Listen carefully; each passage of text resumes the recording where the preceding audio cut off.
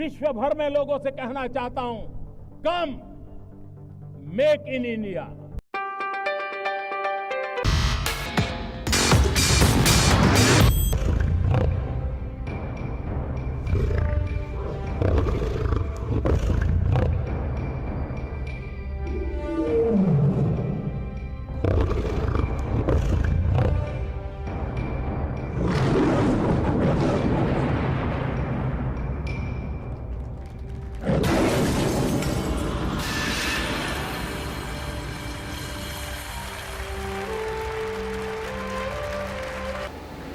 नमस्कार व्यूअर, आप देख रहे हैं मेक इन इंडिया टीवी।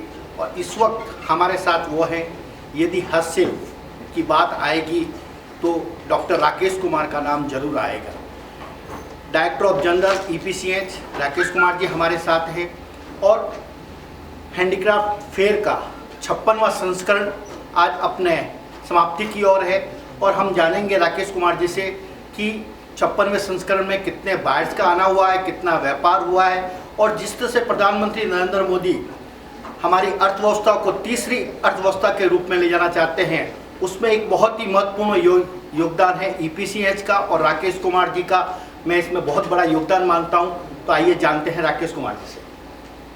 धन्यवाद गोयल साहब। मेरी भूमिका समय समय पर अलग अलग पदों के नाते रही है, और अभी हाल में chairman India expo centre and mart के नाते मैं इस फेयर के साथ जुड़ा हुआ हूँ। और मैं ख़ासतौर पर ये बात कहना चाहता हूँ कि IGF दिल्ली फेयर जो कि 1994 में पहली बार शुरू हुआ था, और हमने पिछले सालों में इसमें अपने आप में नए मुकाम बनाए हैं। और हर बार जो फेयर होता है वो एक अपने नए माइलस्टोन तय करता है। अभी 56वां फेयर जिसका समापन आज 16 अक्टूबर 2023 को यहाँ इंडिया एक्सपो सेंटर मार्ट में होने जा रहा है, उस फेयर ने भी एक अपने आप में नए माइलस्टोन तय किए हैं। इस फेयर में अभी तक के रिकॉर्ड नंबर यानी 3204 एग्जीबिटर इसमें पार्टिसिपेट किए हैं। ये सभी 3204 एग्जीबिटर जो हैं पूरे देश में जगह जगह से यहाँ पर हमारे पास अगर हम कहें तो वास्तव में एक भारत श्रेष्ठ भारत की छवि देखने को मिली। और उसमें हमारे पास कश्मीर से कन्याकुमारी तक के निर्यातक और प्रोडक्ट दोनों यहाँ पर दिखाए गए हैं। सस्टेनेबिलिटी का खास तौर पर एजेंडा हम लोगों ने यहाँ रखा था, वो सस्टेनेबिलिटी उभर करके बहुत अच्छी तरह सामने आई है। सस्टेनेबिलिटी के प्रोडक्ट हम लोगों ने यहाँ दिखाए और उसमें कामयाब हुए। जहाँ तक मैं कहना चाहूँगा कि भारत अपने आप सांस्कृतिक तौर पर और अपने जो हम लोगों का पूर्वजों से हमें धरोहर मिली है, उस विरासत के चलते शुरू से ही सस्टेनेबिलिटी में बिलीव करता आया है। हम लोग पत्तल में खाते थे, कुल्हड़ में पानी पीते थे।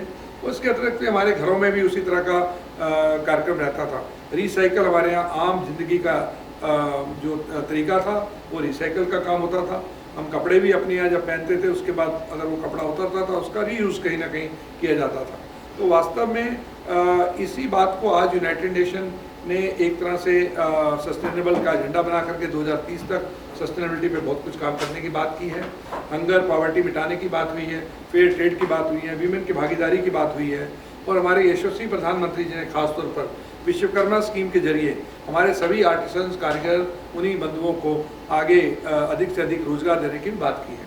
हम लोग IGF के मार्फत इन सभी मैसेजेस को पूरी तरह से ज़मीन पर उतारने के लिए तैयार रहते हैं। और हमने IGF में इन सब मैसेजेस को यहाँ पर 56वें फेयर में यहाँ ना केवल दिखाया है बल्कि पूरी तरह से उसको हमने यहाँ उसको प्रतिबद्ध किया है। मैं समझता हूँ कि EPCH और उसकी टीम इस पूरे कार्यक्रम के बधाई के पात्र हैं। और ख़ासतौर पर हमारे जो जितने भी निर्यातक बंधु हैं उन्होंने बहुत मेहनत से इस फेयर को कामयाब बनाया है। आने वाले वर्षों में भारत का निर्यात और भारत के जो कारीगर बंधु हैं उनकी अधिक से अधिक पहचान बनेगी। और इसके लिए मैं खासतौर पर सभी लोगों को साधुवाद देता हूँ। ये थे IML के चेयरमैन राकेश कुमार। मैं अशोक गोयल, नई दिल्ली।